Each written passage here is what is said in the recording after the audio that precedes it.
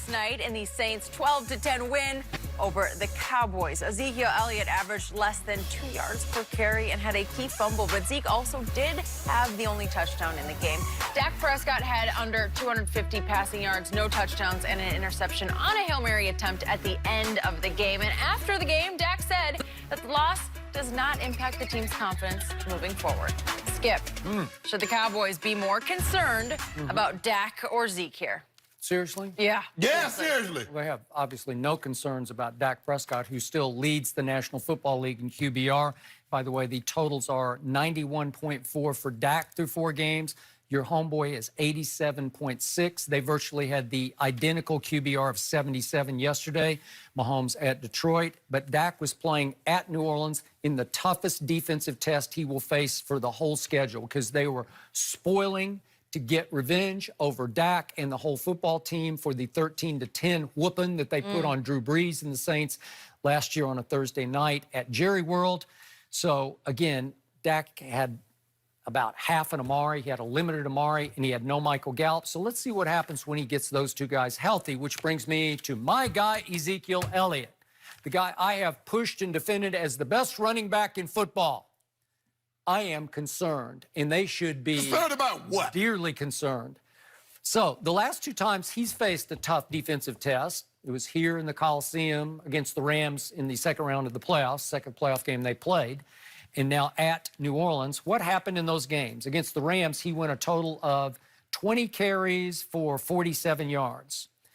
And if you take away his long of 15, that means he went 19 for 32 yards. Well, that's exactly what happened last night, because he went 18 times for 35 yards. That's a 1.9 average. So I am very concerned about him against a credible defense, because the first 3 games obviously weren't credible defenses.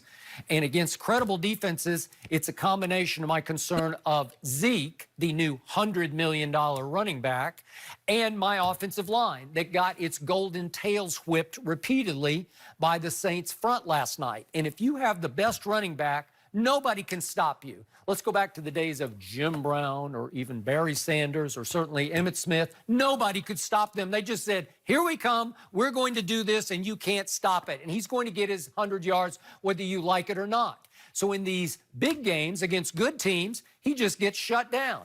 I thought he looked a little slow out of the blocks last night. Maybe he's a little heavy. Maybe he's not quite in game shape yet after spending the summer in Cabo, but he still looked like Cabo Zeke last night.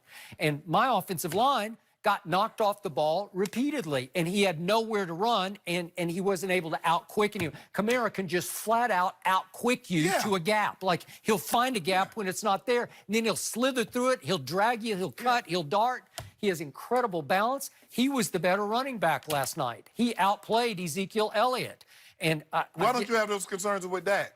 Why don't you have no concern with Dak? Well, he had, because Dak, I'm of concerned with Dak because, again, in big games, when they can't run the football, he can't deliver them from evil. Again, he's 1-8 when Zeke Elliott is held under 75 yards rushing. This is his opportunity. What did he do in the game last year, Skip Bayless? They won. They played New Orleans. What did Dak do? They won 13-10. There's a reoccurring theme here. Team shut down Zeke. They shut down Dak. It's easy for Dak. What did he do against Miami? Oh, look at Dak throw the ball against Miami. Yeah, they ran for 1,700 yards. Oh, look at Dak. Look at Dak against Washington. Zeke had another 100-yard performance.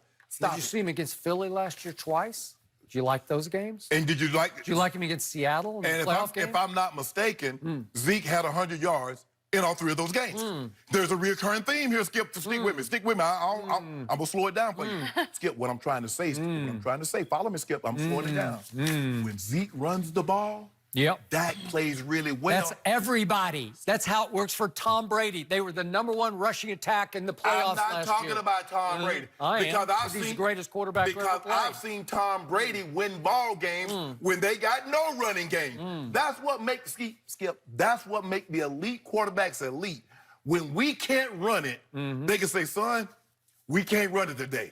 Go win it. And the Peyton Mannings, the John Elways, the Tom Bradys, those elite quarterbacks could go get that done. We have yet to see your guy consistently do that because they are a play-action team. When you can't run the football... They haven't been a play-action team until this year.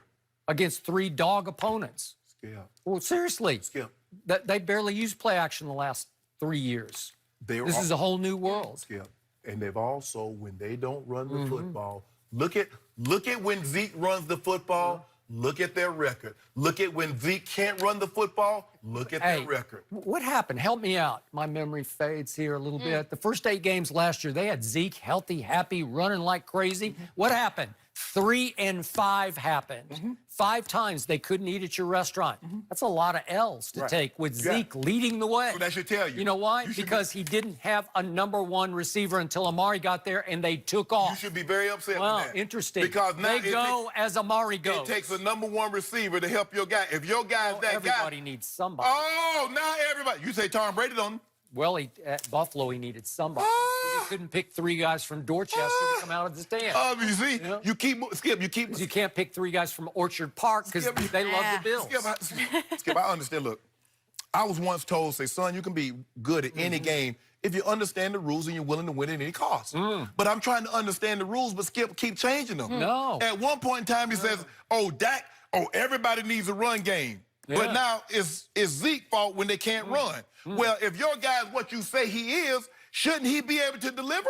He had about half of his #1 receiver last night because he got 2 No, offensive pass interference. No, he's not healthy. Yes, he got an MRI on Tuesday. Got a bad ankle, couldn't push off. Skip, baby. So he had to push off literally of Marshawn Lattimore to get open, and they called him twice. I'll bet he's never been called for offensive pass interference in his life. He's the sweetest route runner in pro football, but he couldn't push off. You've told me that once that guy steps onto that field, he's 100%. That's what you told me. Well, I can just tell you he wasn't. And Michael Gallup didn't step on the field last night, and he's developed into one of the best deep threats in pro football, and they didn't throw it up the field at all because Amari had no burst, and there's no Michael Gallup. So what? Maybe they should have tried one to Devin Smith or somebody or Tavon. But, Skip, what they remind me of, when Zeke is running the football, it reminds you of when Beast Mode ran the ball in Seattle.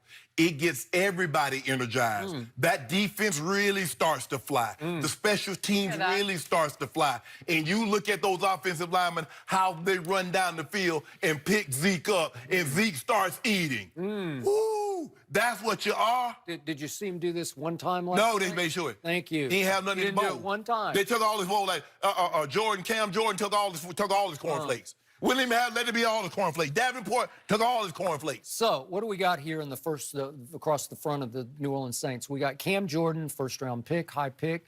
How about Marcus Davenport, UT San Antonio, first-round pick? How about Sheldon Rankins, first-round pick?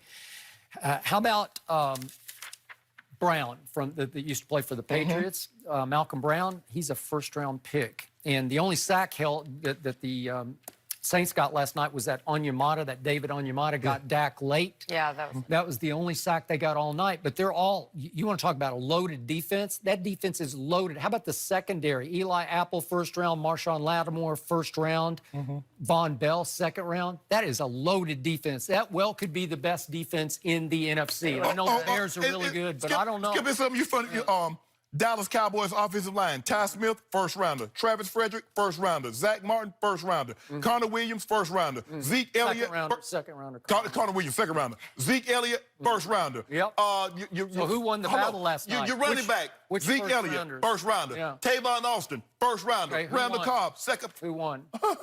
So who won the line of scrimmage? Help me out. Repeatedly, who won it? My team. Did my offensive line protect Dak Prescott? They did not. He had to run for his life. And, hold on, whoa. And I'm going to give you this. He had one misfire the whole night, did Dak Prescott, and it came on a play from the 10-yard line on the opening drive in which he had to reverse pivot out of the pocket and run to his left. If we have that play handy, he missed the touchdown. That was a touchdown. Yep. And he's made this throw, as he said after the game, 1,000,000 times, and he threw a bullet. And it's been incomplete 999,000 times. No, it has not. This is his best. This is where he throws it the best. And he doesn't have great rapport yet with Randall Cobb, and he said, when it left my hand, I thought it was a touchdown, and it was just off the fingertips of Randall Cobb, who he had to wave back to uncover out of his route. I know two guys that can make that play in their sleep. Aaron Rodgers and Patrick Mahomes, boy. I Now, I figured it was gonna be guarantee those you. guys. Once upon a time, Aaron Rodgers, but no more. Aaron He Rodgers can't still make make that. play. Well, Dak ain't never made it. Oh, stop. Dak ain't never That's made his it. best throw. No, that's what he does best. Yeah, flat-footed. Not rolling like that right there. No, that's what he does best. Now, my homeboy make that play in the sleep. Yeah, sometimes, but he has to look to the referee. No, Hot dog. He's going to why you mad about that? It's the opposite of QBR. It's called hot dog stat. Well, Pro HD, Football Focus. hot dog. Pro and he Football leads Focus it. downgraded He's it. running away with the hot dog They stat. downgraded Yeah, it. HD. Hot dog. What he was doing, Skip, as he was leaving, he was like, I'm going to the store, ref. You need something? I hear that what he asked. He's not going to the store. You need something? He's like, no, I'm good. And he took out running. Yeah. I did like it. Yeah, I love it. Glad you noticed that. His opponents are going to love seeing that on film. And Do something about it. We're going to show you. Do something about it. Yeah. It's always something. Hey, you make it mad, he throw for 400 on you. Yeah. Is that what you want, Skip Bayless? I don't care. I don't care what Kansas City does. Is that what you're talking about? You're going to get exactly what concerned you're about it looking right for now. December 8th. Oh, Exactly what you're looking for. Yeah. Okay. Oh, that'll be an easy night for Brady. Okay. Yeah, because he loves throwing against these guys. Yeah, you got How about we talk about the Patriots, shall we? I feel like there might be a bit of concern about Tom Brady and the offense, at least from this side of the table. But Eric Mangini joins us. Let's get his thoughts next. Be good.